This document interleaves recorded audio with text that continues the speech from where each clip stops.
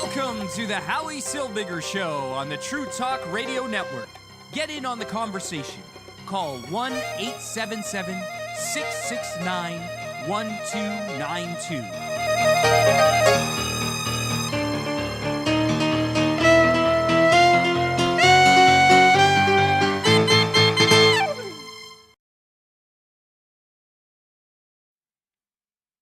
Welcome to the Howie Silbiger Show. My name is Howie Silbiger, and we are live. You could feel free to call in. Number to call, 1-877-669-1292. It's 1-877-669-1292. You get in on the conversation here on the Howie Silbiger Show on the True Talk Radio Network. It's happened again. Twice in a week. 2 Jewish schools shot. Now, we saw Jewish schools being shot earlier, and we see Jewish schools being shot now. And not much has changed. 3 o'clock in the morning, somebody walks up and shoots a school. Now, if this was a black school or a Muslim school, the world would be going nuts. People would be yelling, Islamophobia. People would be yelling racism against black people. There'd be riots in the streets. There would be unbelievable chaos as white people, white guilty liberal people, would be bending over backwards trying to explain why this happened and trying to explain why it was wrong. Talk shows would be talking about this nonstop. Imagine a concerted effort to attack a minority population in Canada. How horrific. We would think that when the first school got shot in November, that the world would have paid more attention to it, that society would have cared a little more. But they didn't.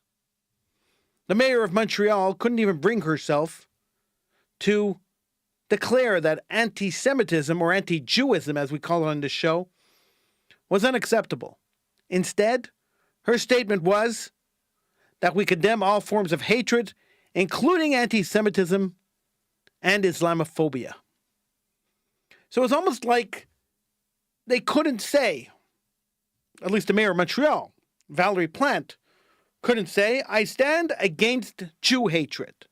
But instead she had to lump it in with many other kinds of hatred, because Jew hatred can't stand on its own. It has to be lumped in with everything else. You can't just say, I stand against Jew hatred. Even though if it was an Islamic school that was being attacked, this statement would have been, we stand against Islamophobia, this is totally unacceptable, and these people will be tried to the extent of the law. But Islamic schools aren't being shot. Jewish schools are. And so when the second school shooting happened, so the first school shooting happened, 2 schools were shot. The second Jewish school shooting happened 4 days after the first one. It was the same school, in the same place, the exact same school. And once again, the statements were, this is not our Montreal, this is not the way we behave in Montreal, this is not acceptable behavior, and we stand against anti-Semitism and Islamophobia. As if they're connected. Now, this week, a school in Toronto was shot. I showed you a video of that earlier in the week. And now a second school in Montreal was shot this week. The Bell School. Bullets fired through the doors of the Young Israel Synagogue on Hillsdale Road in Montreal. And still, the comments from our politicians have been less than impressive. Condemnations, of course. Everyone's going to condemn a school shooting. Nobody wants children to be hurt, and thank God these shootings have been happening in the middle of the night and not while children are there. But not impressive at all. There have been no indications from any politicians on any level that concrete actions would be taken to ensure that the Jewish community will remain safe. There have been no assurances from the Montreal Police Force or from any level of law enforcement that Jewish schools and Jewish population will remain safe, and they will do their best and they will do anything they can to protect the Jewish population, which is currently and continuously under attack. Instead, what do we see? We see police officers standing by and watching as pro-terror protesters that have been occupying the campus of McGill University in downtown Montreal hung an effigy of Israeli Prime Minister Benjamin Netanyahu dressed in Holocaust victims' clothing off the main gates of the university. This is what we saw. This is how the Jewish community is being protected. A bunch of Jew-hating socialists pretending to be pro-Palestinian have occupied McGill University for weeks already, yelling vile things at Jewish students, barring Jewish students from passing through campus, calling for the genocide of the Israeli population. And the Montreal police have stood there and watched them. The Montreal mayor has refused to order the police force to remove them, even though the premier of the province, François Legault, the guy in charge, the man we elected to be premier of the province, declared it an illegal occupation and ordered it removed. Last time I checked, universities fall under the Minister of Education, who works directly for the Premier of Quebec. But the police did not do that, because the police force works for Valérie Plante, the mayor of Montreal. And Valérie Plante, the mayor of Montreal, said, we're going to negotiate a deal, no matter how vile, no matter how much hateful rhetoric, no matter how hurtful this occupation is to students on campus, no matter how much it destroys the reputation of McGill University. Other universities across North America have removed these encampments, by force in some cases, but not McGill. And so here's the Jewish community. Living in Montreal, Jewish community has been in Montreal. There's been a Jewish community in Montreal since the 1400s. And here is the Jewish community living in Montreal with no recourse. There's no one to go to. And Jew hatred is flying out of control. We can't even safely send our children to school thinking that they could come back in one piece, knowing that schools are a target. To me, it's scary. I don't know if it's scary to you. It's scary to me. And here we are. Where do we go from here? What is the solution to this problem? Well, Canada has a lot of solutions to the problem.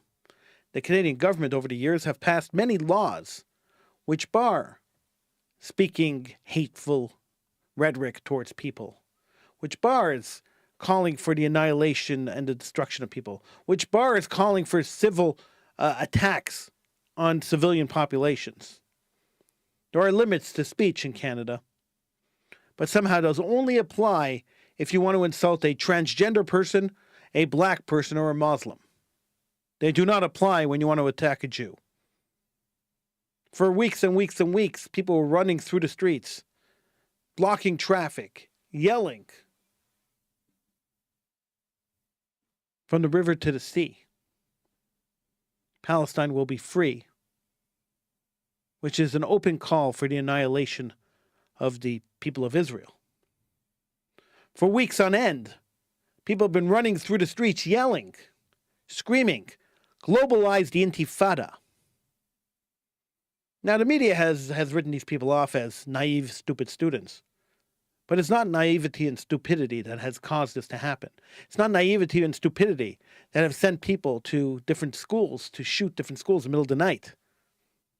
It's not a coincidence at all, not even remotely a coincidence, that all these shootings have happened at 3 o'clock in the morning into empty buildings.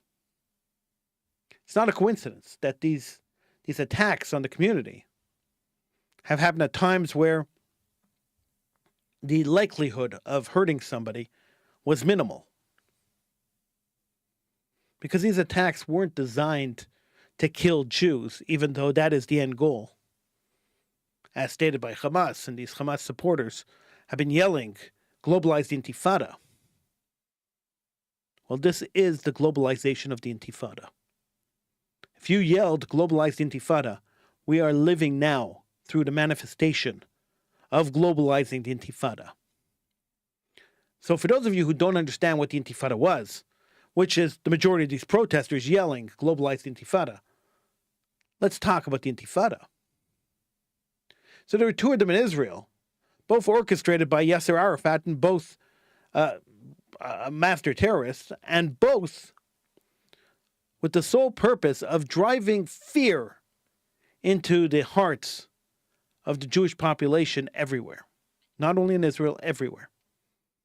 So the intifada in Israel was random attacks against the Jewish population. Thousands of Jews died in the intifada as buses, city buses, were blown up. People, just regular commuters going to and from work, were blown to bits. Shopping malls were shot up. People were stabbed and shot in the street. People's cars were rammed down with cars. This was the intifada. Schoolyards. Arabs would walk into schoolyards and stab school children. They'd break into small towns and kill the residents of these small towns. The intifada was marked with brutal attacks on the Jewish population, death, destruction, blood. That was the intifada. Now, the purpose of the intifada, as stated by Arafat in many speeches, not in English, by the way, in Arabic, in many of the speeches he gave in Arabic, the purpose of the intifada was not to drive the Zionists out of Palestine. That wasn't the purpose of the intifada. The purpose of the intifada was to kill as many Jews as possible so that the Jewish community would get the idea that living in Israel was dangerous, and then perhaps the fear, the terror that was instilled in them would force them to leave. It was a political gambit, a political ploy to drive the Jews from their land through fear and terror. That's what the intifada was.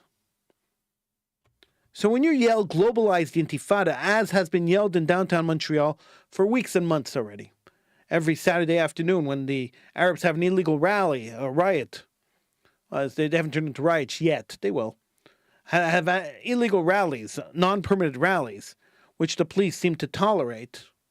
Try to put on a non-permitted rally somewhere else that's not an Arab-run one, and you'll see the police will shut you down as quickly as they can. They'll disperse the crowd. But these rallies have been running down through downtown Montreal for weeks and months already, with some idiot on a blowhorn yelling globalized intifada, yelling October 7th was not enough, yelling from the river to the sea, Palestine will be free. And so when the mayor of Montreal, who's in charge of the police force, allows this kind of rhetoric to happen, to continue to happen in town, unabated, unpunished, unstopped, then where do you go from there? What's the next step? Well, the next step is, okay, so I'm a little crazier than the last guy. The last guy's yelling globalized intifada. Last guy's yelling that October 7th wasn't enough and that we should continue and re-perpetrate October 7th. I'm going to take it one step further if I'm a crazy guy. Now I'm going to walk up to a school and I'm going to shoot a school. But I'm going to shoot the school in the middle of the night because I don't want to hurt anybody. I just want to prove the point. I want to instill fear into that Jewish community. I want to show them who the boss is. So in the middle of the night, I'm going to go to a Jewish school. I'm going to push a bullet through their door. Fire it through their door. Then where does it go from there? Well, we've seen this kind of escalation before. About a decade ago, maybe a little more than that, there was a slew of Jewish restaurants in Montreal that were attacked. The first one had a rock thrown through the window. The second one had a bullet through the window. And the third one, and the fourth one, and the fifth one had Molotov cocktails thrown through the windows. The damage in some of the restaurants was so severe that the restaurants shut down and never reopened.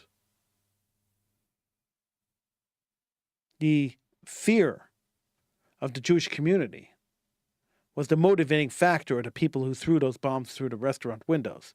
It wasn't a business dispute. It wasn't a protection racket. It was solely done with the intention of instilling massive fear within the Jewish community in Montreal. And this is the same thing. This is the same thing. Shooting through school doors in the middle of the night, the idea is to instill fear. If we can hit your building in the middle of the night, we can hit your building in the middle of the day. If we shoot you at night, we can shoot you in the morning. And maybe you should be worried about continuing your lifestyle, continuing your Judaism, continuing being active Jews within the Montreal Jewish community. Maybe you should leave. Maybe you should go back to wherever you came from. It's funny. They're yelling from the river to the sea, Palestine will be free. And they're telling Jews to go back where they came from. Jews came from Judea. Judea is in Israel. So they're saying, hey, make Israel an Arab state, but go back to the country you came from. A little oxymoronic, but then again, we've dumbed down the education system. So one can't imagine that the generation that's now throwing bombs at buildings and throwing and shooting bullets through windows is not the brightest of generations.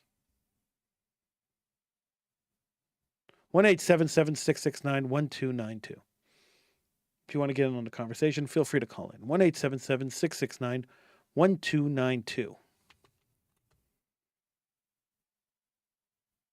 So I take a look at the situation. I've analyzed the situation for days and weeks now.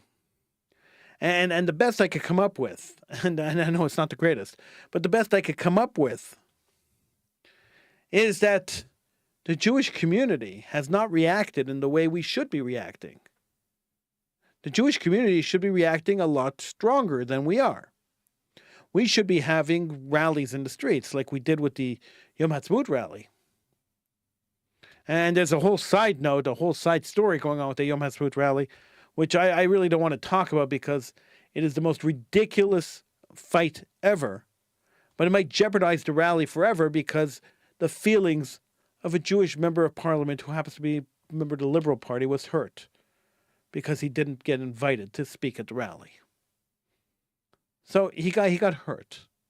His emotions were hurt. And, you know, today's day and age, you can't hurt somebody's emotions or they come and they retaliate. And so his retaliation is sticking the tax department on the rally, claiming that the rally was being partisan and didn't allow him to speak because of a partisan point of view, and therefore they can't be a non-profit organization, which might shut the rally down.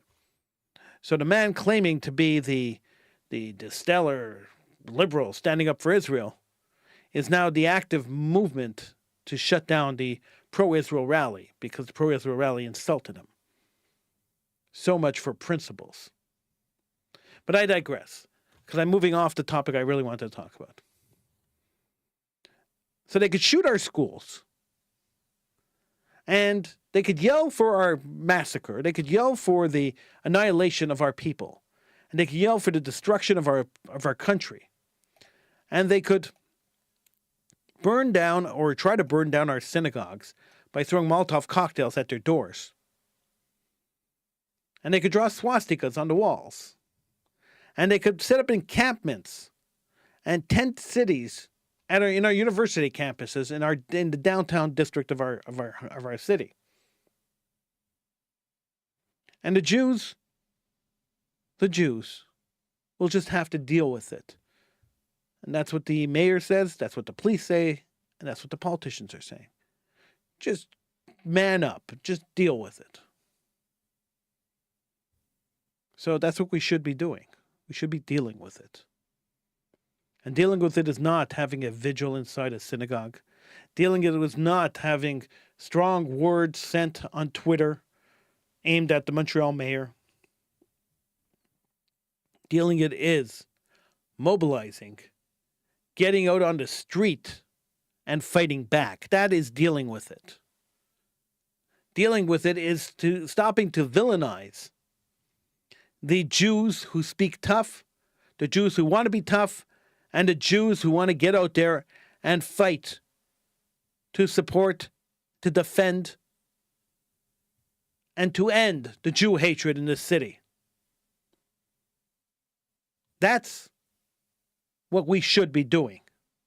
Encouraging young, strong Jews to get up and stand and be counted. To support the community, to stand in front of the buildings, to protect the community. If the police don't want to do it, the community should. And we shouldn't tolerate our public places being taken over by Jew haters, by pro-terrorist Jew haters. We must fight back. If not at the ballot box, in protests in front of City Hall, in protests everywhere that we can. Send a message to these politicians who rely on votes every 4 years that we're not going to take it. We're fed up. The Jewish community is not a kicking bag. We're not a punching bag. We're not a kickboxing bag. We're not going to keep taking the punches. We're going to fight back. And we're going to fight back hard. And we're going to fight back in a way that the world is not used to us fighting back. Much in the way Israel's now fighting back against Hamas, in the way the world's not used to Jews fighting back. The world loves when Jews lie down and just die. Just take it and die, Jew. They love that. Well, the Jewish community, the Jewish world is not going to do that ever again. We did it once. We learned our lesson. We know our history. It ain't going to happen again. I'm Howie Silbiger. Thank you for joining me. I will see you again next show. I've restarted, by the way. I'm just letting you know. I've restarted Political Hitman. You can catch that on Wednesdays on Israel News Talk Radio. It repeats all the week. Or you can go to israelnewstalkradio.com and listen to it on demand. Don't forget to download the True Talk Radio Network app from your favorite app store. And I'll see you again next show.